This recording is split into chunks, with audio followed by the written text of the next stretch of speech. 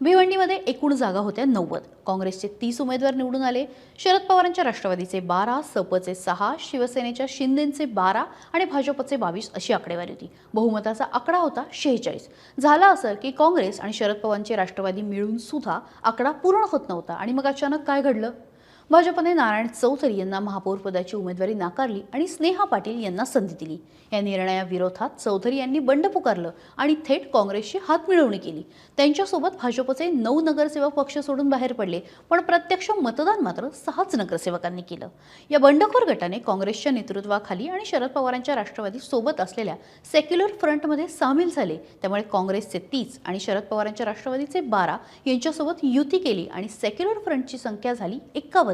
मात्र प्रत्यक्षामध्ये आज महापौर पदाची निवडणूक झाली आणि त्या ठिकाणी त्यांना 48 मतं पडली.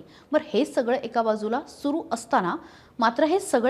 सुरू असताना कोणार्क विकास आघाडीच्या विलास पाटील यांना 25 मतं पडली, तर भाजपच्या अधिकृत उमेदवार असलेल्या स्नेहा पाटील यांना अवघी 16 मतं पडली. त्यामुळे भाजपचा उमेदवार थेट 3ऱ्या क्रमांकावर फेकला गेला.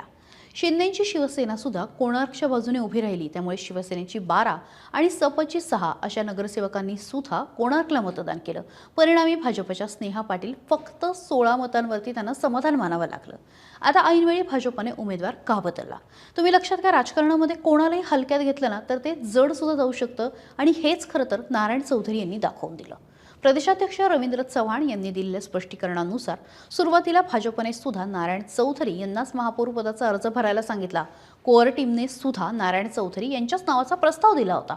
पण स्थानिक पातळीवरती काही वाद समोर आले. इतकंच नाही तर विशेषतः नारायण चौधरी आणि कोणार्क आघाडीचे प्रमुख यांच्यामध्ये स्थानिक वादाची किनार होती. या वादामुळे उमेदवार ऐनवेळी बदलण्याचा निर्णय घेतला आणि कोणाला उमेदवारी द्यायची तर अशावेळी स्नेहा पाटील यांच्या नावावरती शिक्कामोर्तब करण्यात आलं.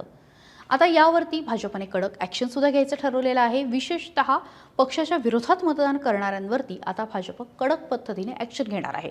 पक्षादेश त्यांनी डावललेला आहे. अशा नगरसेवकांवरती कारवाई होणार आहे. ज्या नगरसेवकांनी पक्षाचा व्हीप डावलून मतदान केलं त्यांच्यावरती आता भाजप कठोर ॲक्शन घेणार आहे. त्यामुळे भिवंडीमध्ये भाजपसोबत बंडखोरी करणाऱ्या नगरसेवकांच्या गोटामध्ये चिंतेचं वातावरण निर्माण झालंय. प्रदेशाध्यक्षांच्या खुलाशामुळे स्थानिक राजकारण वेगळ्या पद्धतीने फिरू शकतं. चंद्रपूरमध्ये काँग्रेसला बहुमत असूनही ठाकरेंच्या शिवसेनेच्या मदतीने भाजपचा महापौर बसला. आता त्याचंच उत्तर भाजपच्या बंडखोराने काँग्रेससोबत आघाडी करून दिले असं म्हणण्याला आता वाव आहे. पक्षाला पद मिळालं तर ती झाली राजकीय चाल आणि विरोधात गेले तर ती झाली गद्दारी असा दृष्टिकोन आता भाजप ठेवणार का? आता या प्रकरणामध्ये नेमकं काय होणार?